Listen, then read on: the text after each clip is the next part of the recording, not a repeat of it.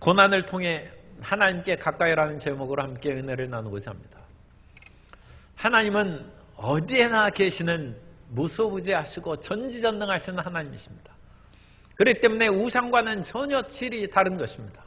우상은 눈에 보이고 손으로 만져지는 곳에 가서 섬겨야 됩니다.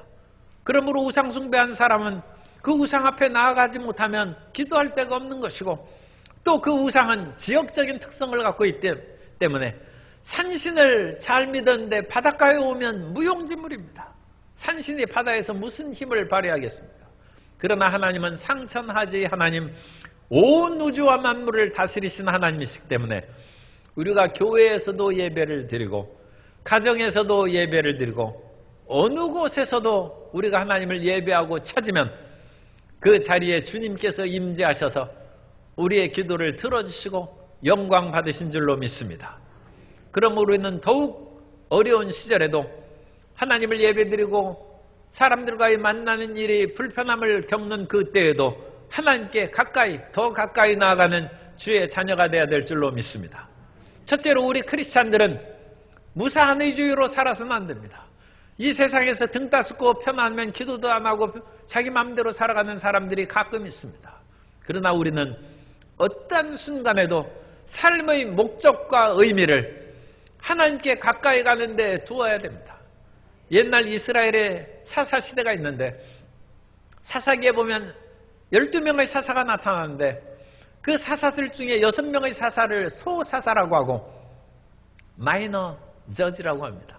작은 사사들이고 6명의 사사를 대사사, 메이저 저지라고 합니다.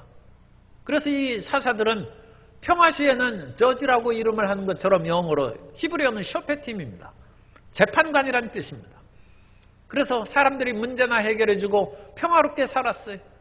그러나 그 땅은 아직 평화를 노래 부를 땅이 아닙니다. 주변에 수많은 민족들이 이스라엘의 초창기 이스라엘을 억누르고 빼앗아가려고 호시탐탐 노리고 있는데 소사사의 평화를 누린다 할지라도 극히 제한적인 그런 평화인 것입니다. 그런데 6명의 그 사사들 가운데 한 사람의 그와 같은 이력을 보면 사사기 10장 3절 이하에 그 후에 길르앗 사람 야일이 일어나서 22년 동안 이스라엘의 사사가 되니라. 그에게 아들 30명이 있어 어린 낙이 30을 탔고 성읍 30을 가졌는데 그 성읍들은 길르앗 땅에 있고 오늘까지 하봇 야일이라 부르더라. 야일이 죽음에 가몬의 장사되었더라. 22년을 사사했는데 나라와 민족을 위해서 한 일은 기록이 되지 않았어요. 물론 분쟁을 해결해주고 사람들에게 평화를 주는 일을 했겠죠. 그런데 특별한 일이 없어요. 아들 30명 낳은 것밖에 없어요. 오늘날 이런 사람은 표창장 줘야 됩니다. 표창장 많이 줘야 됩니다. 우리나라가 지금 인구가 줄어들고 그 자녀를 낳지 않기 때문에 아들 30명 낳으면 딸도 30명 낳을 수 있으니까 큰 표창을 줘야 돼요. 그러나 나라와 민족으로 보면 이 사람은 그냥 평화롭게 살다가 갔어요. 주변의 대적들을 위해서 국고를 튼튼히 하고 병력을 강화시키고 나라를 지키는 일에 대해서 한 일이 없습니다. 그러므로 주변의 나라들이 강성해주면 이스라엘을 억압해서 이스라엘 백성들은 고통 가운데 부르짖었습니다.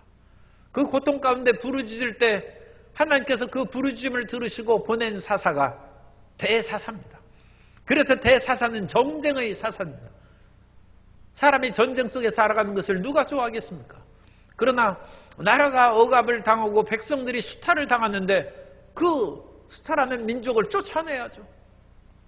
그리고 그 일을 위하여 다른 데 도움을 얻을 길이 없으니까 하나님 앞에 부르짖는 것입니다.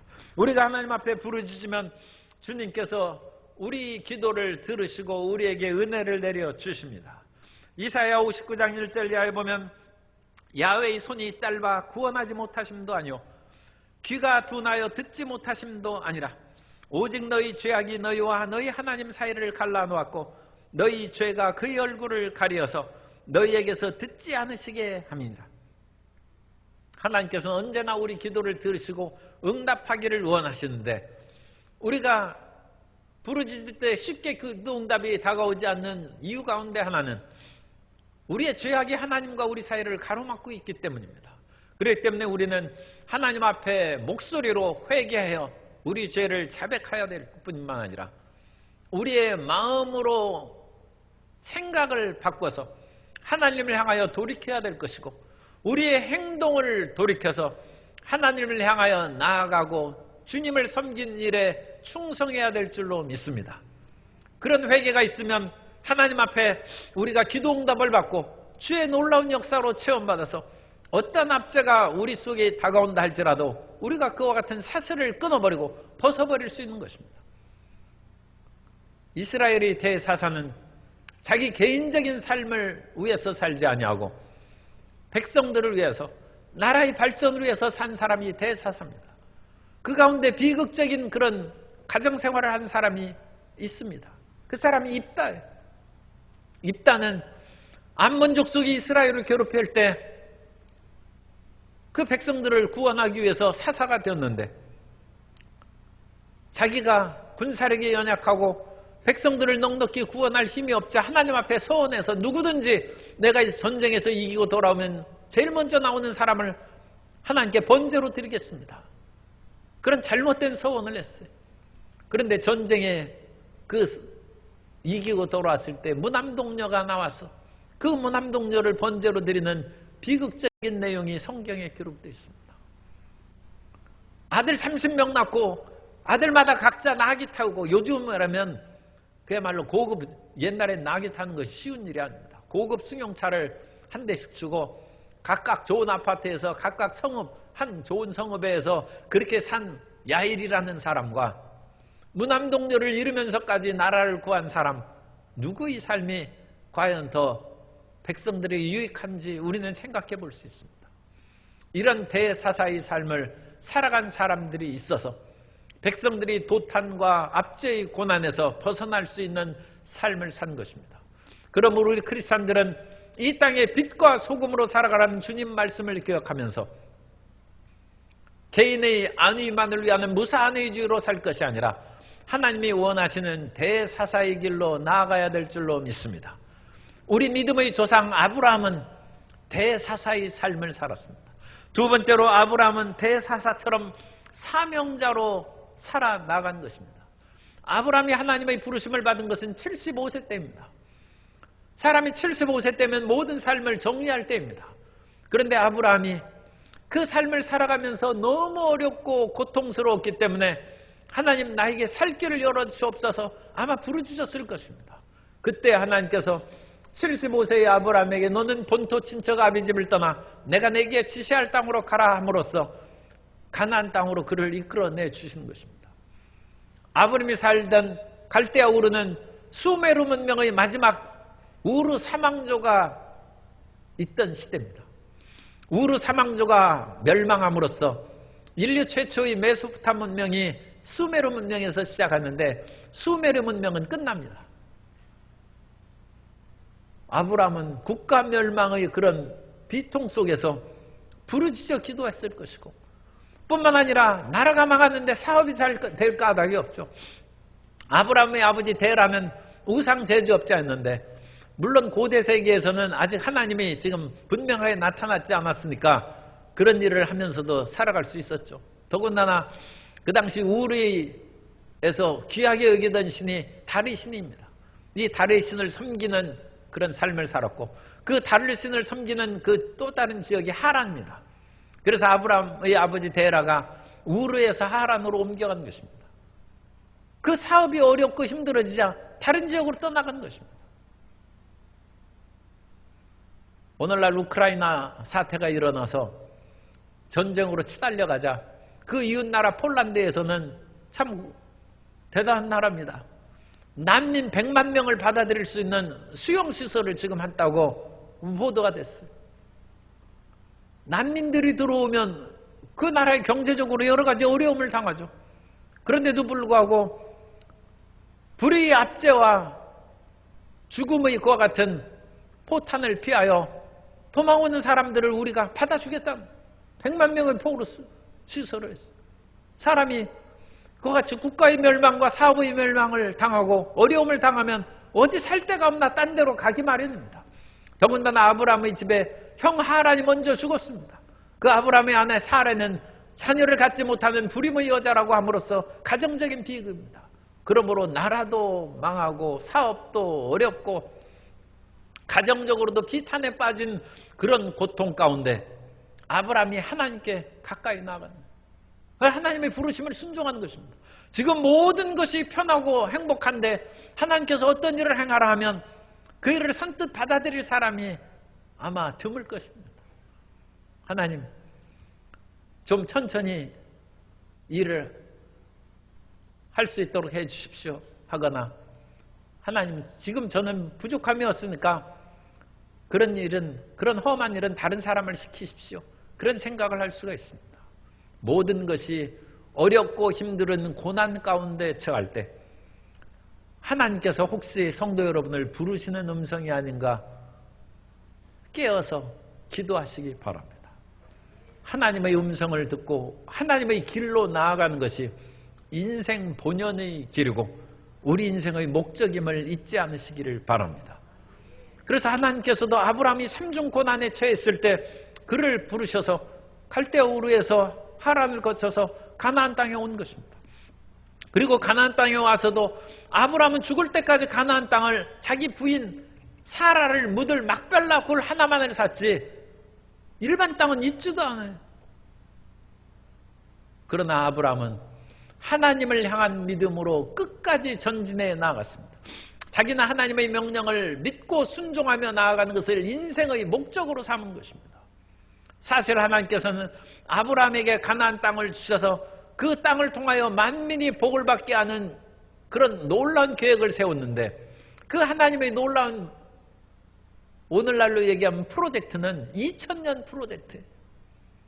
그래서 아브라함이 죽고 그 자손이 이스라엘 민족이 되어서 그 땅을 차지하고 여호수아와 이스라엘 백성들이 들어왔죠.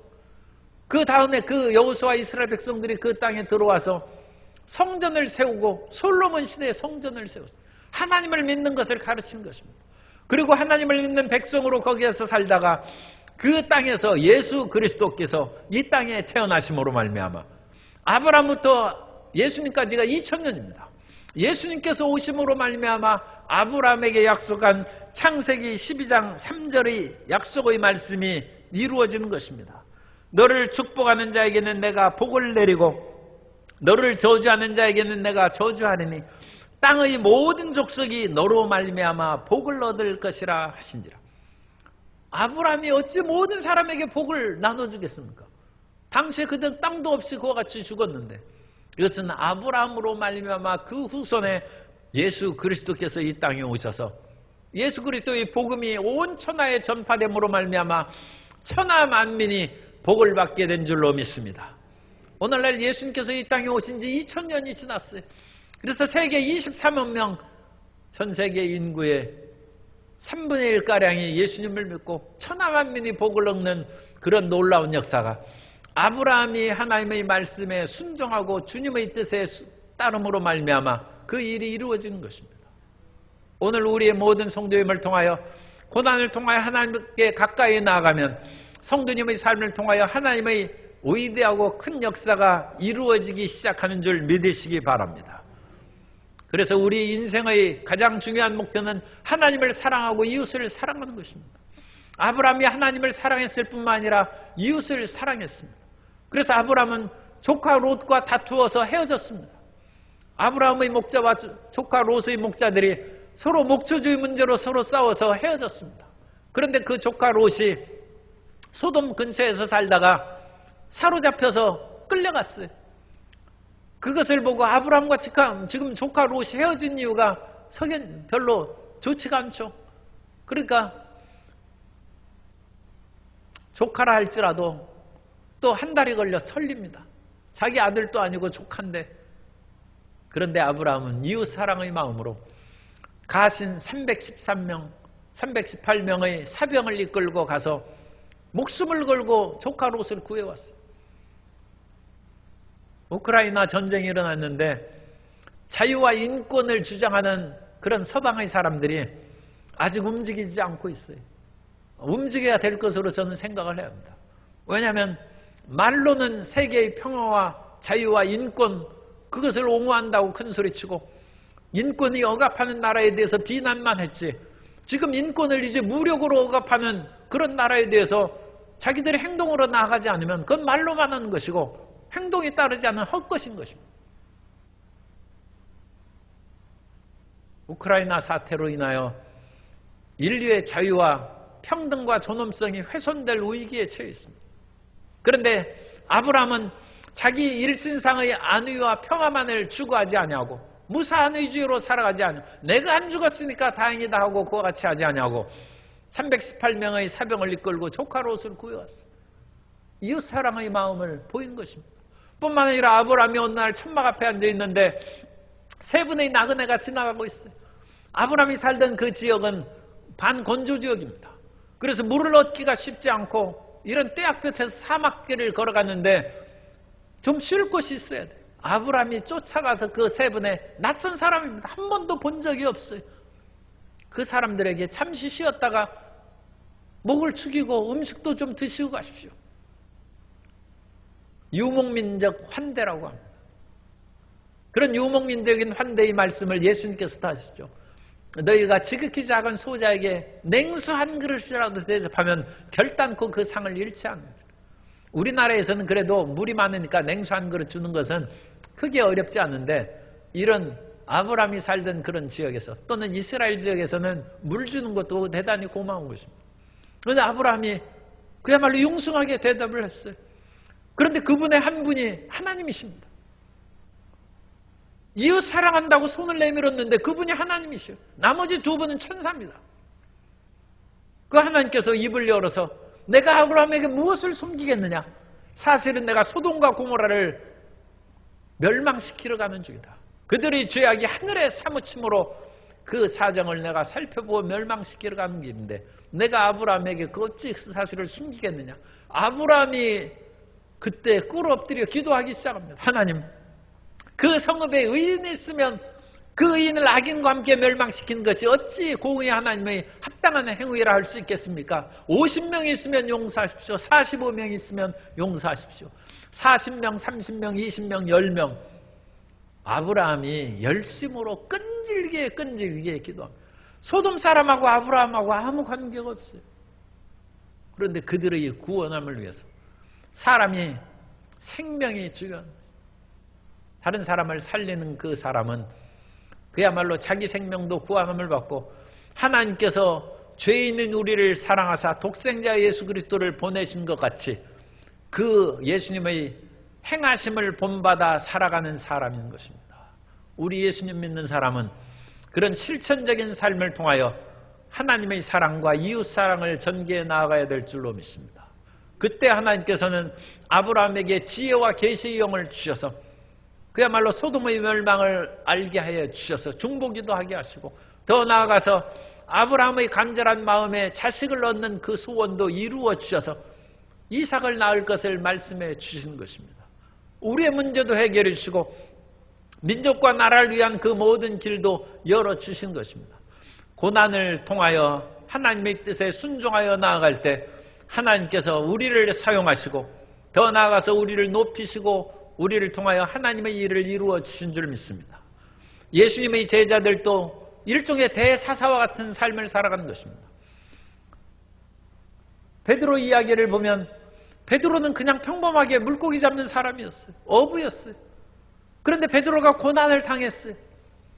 베드로가 장모님이 열병에 걸려서 아프고 집안에 먹을 것 물질이 많이 필요한데 밤이 맞도록 그물을 던졌지만 물고기 한 마리 잡지 못해서 고난과 비탄에 처해 있을 때 예수님이 오신 것입니다. 우리의 고난을 당하고 마음이 괴로울 때 예수님께서 우리를 찾아오시는 것입니다. 그리고 예수님께서 말씀을 전하신 후에 베드로에게 깊은 데로 가서 그물을 내리라 하며 베드로가 지금 밤새 그물을 던졌는데 물고기 못 잡았는데 이제 해가 떠올라서 그물을 내리면 물고기들이 그물 보고 다 도망갔는데 어찌 고개를 잡겠습니까? 그 말을 하기가 그야말로 입 밖에 나올 것을 꾹 참고 제가 밤이 맞도록 수고하여도 얻은 것이 없지만은 말씀에 의지하여 그물을 내리리이다. 그러면 그물을 내리니까 그물이 찢어질 정도로 고기를 잡았어요. 그때 베드로가 얘기합니다. 주여, 나를 떠나서서 나는 죄인이로소이다. 그래서 예수님께서 말씀하십니다. 내가 이제 깨닫느냐? 내가 고기 낚는 어부가 아니라 사람을 낚는 어부가 되게 해 너를 세워주겠다. 그러자 그 제자들이 베드로가 그물을 버리고 예수님을 따랐다고 했습니다. 고난을 통하여 하나님께 가까이, 고난을 통하여 예수님께 가까이 나가는 위대한 역사가 이루어진 것입니다. 세 번째로, 그러므로 우리도 인생의 목표를 하나님께 가까이 가는 삶으로 두고 살아야 됩니다. 인생이 어떤 상황에 처해질지라도 항상 성공할 수 있는 길은 내가 지금 하나님께 가까이 가고 있는가, 그것만 틀림없으면 우리는 언제 어디서도 성공적인 인생을 살아갈 수 있습니다. 자녀들이 보는 동화에 어느 날 숲속의 짐승들이 다 막 몰려서 뛰어가는 거예요. 사자도 뛰어가고 코끼리도 뛰어가고 사슴도 뛰어가고 토끼도 막 뛰어가는데, 한참 뛰어가다가 사자가 옆에 있는 기린에게 묻습니다. 우리가 도대체 무엇 때문에 이렇게 빨리 뛰어가고 있지? 기린이 글쎄 저도 모르겠는데 하면 옆에 있는 짐승에게 묻습니다. 그 옆에 짐승도 몰라. 또 다른 사람은 마지막 토끼에게 물으니까 내가 자다가 깨었는데 하늘에서 무엇이 떨어지는데 지구가 깨지는 소리가 들렸다. 지구가 깨지기 전에 도망가자. 아니, 지구가 깨지는데요, 도망가서 어디에 살립니까? 이 겁쟁이 토끼가 하는 말을 다른 짐승들이 듣고 이거 아무래도 수상하거든. 그러니까 한번 가보자 했더니 토끼가 자는 거에 한 나무에 열매가 떨어져가지고 그 열매가 토끼 귀 옆에 딱 떨어지니까 그 소리가 어찌 큰지 겁쟁이 토끼가 지구가 깨진 것으로, 지구가 깨진다 도망가자 하니까 모든 숲속의 짐승들이 너도 나도 그냥 도망가기 시작했어요. 어디로 가는지, 무엇 때문에 사는지 알지 못하고 사람들은 뛰어가기만 하고 있습니다. 그 뛰어가고 전진하는 삶을 멈추는 것이 고난입니다. 그래서 사람이 직장을 잃거나 질병에 걸리거나 사업에 문제가 생기고 어려움이 당하면 억지로 멈춰준 것이죠. 멈춰져서 내가 도대체 무엇을 위해서 이와 같이 뛰어가고 바삐바삐 살아가고 있는지 그것을 생각해 본다는 것입니다. 야고보서 4장 13절을 이하에 보면, 들으라 너희 중에 말하기를 오늘이나 내일이나 우리가 어떤 도시에 가서 거기서 1년을 머물며 장사하여 이익을 보리라는 자들아, 내일 일을 너희가 알지 못한도다. 너희 생명이 무엇이냐? 너희는 잠깐 보이다가 없어지는 안개니라. 시인은 얘기합니다. 왜 봄부터 소쩍새가 울고 천둥번개가 그렇게 내리쬐는가? 국화꽃이 피기 위해서. 왜 기생라합이 그와 같이 험한 인생으로 요르고에서 고생하며 사는가? 믿음을 얻기 위해서. 그 험함과 절망의 속에서 여리고의 가나안 백성으로서 하나님을 믿은 사람이 기생라합밖에 없어요. 그럼으로써 기생라합이 자기 가족도 구하고 이스라엘 백성들이 여리고를 정담할 수 있는 그와 같은 일종의 공로도 세워집니다. 인생이 왜 험악합니까? 하나님의 음성을 듣기 위해서, 하나님께서 나를 위하여 무슨 일을 원하시는지 그것을 깨닫기 위해서 가는 것입니다. 그러므로 우리는 고난이 다가올 때 그 고난을 통하여 하나님을 찾고 하나님의 음성을 듣고 그 음성에 순종하며 나아가는 하나님의 백성들이 되어야 될 줄로 믿습니다. 조인교 목사님이 고등학교에 그야말로 한창 자라난 시절에 폐병에 걸렸어요. 고등학교도 중퇴했습니다. 아니, 폐병으로 죽을 지경인데 어찌 학교를 다니겠습니까? 인생이 그와 같이 고등학교 때 꺾였어요. 그러나 하나님의 은혜로 폐병에서 치료함을 받았을 때, 그때는 하나님의 치료를 감사하면서 나는 의사가 되어야 되겠다 생각을 했어요. 그래서 사람들을 고쳐줘야 되겠다. 그리고 선교사들을 만나서 그 통역도 하고 그러기 때문에 미국으로 유학 갈 생각을 했어요. 그러나 하나님께서는 주의 종으로 부르시기 위해서 그 고난 가운데 밀어넣어서 했는데 아직 생각이 정리가 안 된 것입니다. 그래서 그 생각을 깨뜨리기 위해서 더 모진 고난과 어려움을 겪고 하나님의 종으로 나아가서 수많은 사람들을 고치고 치료함으로 그야말로 세계 최대의 교회를 세우는 하나님의 역사를 이룬 것입니다. 조영기 목사님은 개인적으로는 의학 박사가 되고 존경받는 의사가 되는 것이 원래의 꿈이었을지 모릅니다. 그래서 옛날에 한세대학교에 의대도 세우려고도 했어요. 그런데 오럴 로버트 목사님이 제발 의대에 세우지 말라. 그것처럼 고통스러운 것이 없다고 해서 만류했다는 그런 얘기도 있습니다. 어쨌든 간에 하나님께서는 그 뜻을 깨닫기 위해서 우리를 고난 가운데 불어넣으시고 그 고난을 통하여 우리는 울며 불며 좌절하고 탄식할 것이 아니라 이것은 하나님의 부르시는 음성이다. 내가 무엇을 위해 살아가는 거죠. 그래서 로마서 12장 1절에서 중간에서 말씀합니다. 모든 무거운 것과 얽매기 쉬운 죄를 벗어버리고 인내로서 우리 앞에 당한 경주를 하며 믿음의 주요 또 온전하게 하시는 이인 예수를 바라보자. 우리 삶에 다가오는 모든 얽매인 것을 던져버리고 예수 바라보게 하기 위해서 고난이 있는 거예요. 예수 바라보고 주님이 원하시는 그것이 무엇인지 그 입에서 나오는 음성을 듣기 위해서 하나님께서 우리를 어려움과 역경 가운데 집어넣으셔서 주의 음성을 듣게 하는 것입니다. 동방교회의 수도원 운동을 처음 시작한 사람이 안토니오인데 이집트의 사람이었습니다. 그래서 4세기의 그런 최초 수도원 운동의 창시자인데 이 4세기는 놀라운 시대입니다. 기독교의 박해가 끝난 시대. 그래서 콘스탄틴 제대가 기독교를 공인해서 이제 예수님을 믿는 것은 국가에서 핍박하지 못하고 로마 제국이 그 당시 10대 대박해를 통하여 무수한 크리스찬들을 죽이고 억압했는데 이제 그런 것이 싹 사라졌어요. 그야말로 4세기에는 오히려 출세하려면 예수님을 믿어야 되는 시대로 점차 바뀌고 그 한참 후에는 로마의 국교까지 됐는데 이런 시대 상황을 보고 적지 않은 크리스찬들이 탄식을 했어요. 아니 이건 예수님을 믿는 것이 세상의 부귀영화를 추구하기 위해서 교회 나오고 예수님을 믿는 것이냐. 하나님께 가까이 나가는 목표가 아니라 세상을 얻기 위해서 교회를 나오다니 이게 말이 되느냐.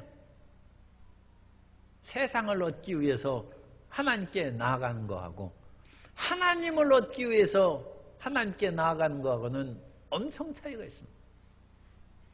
그래서 4세기 사람들은 지각이 있는 사람은 우리 이 세상을 버리자 해서 사막으로 나아가기 시작했어요. 아무것도 없는 황무지로 나아가서 오직 기도와 찬송과 예배 속에 그것이 수도원 운동의 시작입니다.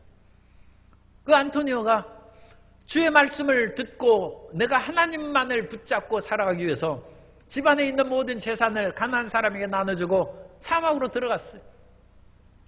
열심히 기도하고 한 15년쯤 지났어요. 이제는 무언가 됐다 싶어가지고 사막에서 나와서 신발도 떨어지고 끈도 이제 떨어져서 구두 수송공에 가서 구두를 이렇게 기어달라고 해서 앉아있어요. 그러면서 거기에서 구두 수송공과 대화를 합니다. 당신 가족이 몇 명입니까? 애들이 8명입니다. 그러면 집안 식구가 당신까지 10명 있겠네. 부인, 부부 2명하고. 아 그렇다고. 아니 그런데 이 신발끈 이거 구두 수선해가지고 먹고 삽니까? 그러자 구두 수선공이 일하다가 그 수도사를 안토니오 수도사를 보면서 나는 주의 종들의 구두를 고쳐주고 그야말로 하나님을 섬기고 전도하러 다니기에 편한 신발을 만들어주는 것이 내 천직입니다. 그 일을 행하는 것이 내 목적입니다. 그리고 그 일을 행하면 하나님께서 내 가족은 책임져 주십니다. 그 말을 들으니까 수도사가 얼굴이 뜨거워집니다. 아, 내가 15년 기도해가지고 됐다 싶었는데 이 구두 수송공만 못하구나. 다시 사막으로 들어갔어요. 인생의 목적은 세상의 명예가 아닙니다. 인생의 목적은 세상의 권력과 부귀영화가 목적이 아니라 그 모든 것은 하나님께서 주시면 받는 것이고 때에 따라 모든 사람들이 어찌 가난하게 예수님을 믿겠습니까? 권력자도 있어야 되고 재벌도 있어야 되고 예수 믿는 사람들이 다양한 직업에서 우두머리가 되기를 바랍니다. 그러나 그 모든 최종의 목적은 하나님께 가까이 가는 것입니다. 하나님의 뜻을 수행하는 것이 모든 크리스찬들의 최종 목적임을 우리가 기억해야 될 것입니다. 그러므로 사도 바울은 전도함으로써 세상의 부흥사로서 명예를 얻고 사람들에게 존경받는 것으로 그 삶을 목적을 삼지 않았습니다. 사도 바울은 오직 하나님을 향하여 달려가는 길의 최종의 목적을 삼고 고린도전서 9장 25절 이하에서 말씀합니다. 이기기를 다투는 자마다 모든 일에 절제하나니 그들은 썩을 승리자의 관을 얻고자 하되 우리는 썩지 아니할 것을 얻고자 하노라. 그러므로 나는 다름질하기를 향방 없는 것 같이 아니하고 세상의 권력과 명예와 부귀영화를 쫓아가는 방향 잃은 것처럼 하지 아니하고 싸우기를 허공을 치는 것 같이 아니하고 오직 주님께서 나를 부르신 부름의 상을 위하여 그 표대를 향하여 전진해 나아간. 오늘 우리가 어떤 삶을 살아가고 있든지 내가 하나님을 향하여 가까이 나아가는 것으로 지금 나아가고 있는 사람은 지금 대단한 성공한 사람입니다. 지금 내 형편에 먹을 것도 없는, 그게 문제가 아니라 먹을 것도 없는데도 하나님을 향하여 나아간 사람은 더 귀한 믿음을 갖는 것이죠. 몸이 아픈데도 불구하고 하나님만을 생각하고 가까이 나아가, 이 방향이 올바른 것입니다. 올리버 웬들 홈즈는 이와 같이 얘기합니다. 세상 살아가면서 중요한 것은 현재 우리가 어디에 위치하고 있느냐 하는 것이 아니라 우리가 어떤 방향으로 움직이느냐 하는 것이다. 우리가 지금 어느 방향으로 나아가고 있습니다. 모든 것이 편안하고 안일하고 부귀영화를 누릴지라도 세상 생각과 쾌락의 생각으로 나아간 사람은 지옥으로 빠져들어가게 될 것이고 온갖 비탄과 좌절과 질병과 고난과 굶주림 속에 있을지라도 하나님을 향하여 나아간 사람은 하나님의 상급과 치료와 생명과 은혜가 가득할 것입니다. 지금 우리가 하나님께 가까이 나아가는 길로 인생의 목표를 삼고 있는지 다시 한번 점검해 보시기 바랍니다. 우리가 그 길로 나아가면 예수님께서 이 땅에 오셔서 온갖 고통과 어려움을 겪었지만 십자가를 짐으로 모든 인류를 구원하시는 그 방향으로 끝까지 나아가서 마침내 십자가로 말미암아 다 이루어 놓으셨습니다. 그렇기 때문에 하나님께서는 그 예수 그리스도를 지극히 높이사 하늘과 땅의 모든 권세를 그에게 주시고 모든 무릎으로 예수를 주라 시인하게 하셨다고 했습니다. 오늘 말씀에도 12장 2절에 그는 그 앞에 있는 기쁨을 위하여 십자가를 참으사 부끄러움을 개의치 아니하시더니 하나님 보좌 우편에 앉으셨느니라. 하나님을 향하여 나아가는 예수 그리스도께서 하나님 보좌 우편에 앉으사 영광을 받으신 것처럼 우리의 삶이 하나님 향하여 가까이 나아간 길로 목표를 정하고 나아가면 반드시 하나님께서 우리를 세워주셔서 착하고 충성된 종아 잘하였도다. 내가 적은 일에 충성하였으니 내가 많은 것을 너에게 맡기겠다 하면서 하나님의 칭찬과 더불어 모든 풍요함, 건강과 평화와 생명의 면류관으로 우리를 채워주실 것입니다. 오늘 고통과 어려움 가운데 있는 성도님들 계십니까? 그 고통을 지나서 고통을 뚫고 하나님께 가까이 나아가게 되시기 바랍니다. 그것이 우리의 갈 길이기 때문에 그런 것입니다. 그러다 보면 고통도 사라질 뿐만 아니라 하나님이 원하시는 아름다운 열매를 맺게 될 것입니다. 지금 아니라고 편안하여 기도를 게을리하고 찬송과 예배도 형식으로 드린 분은 돌이켜서 회개하고 하나님 앞에 다시 가까이 나게 되시기를 바랍니다. 그 잘못된 것을 돌이키는 것이 생명을 찾는 것입니다.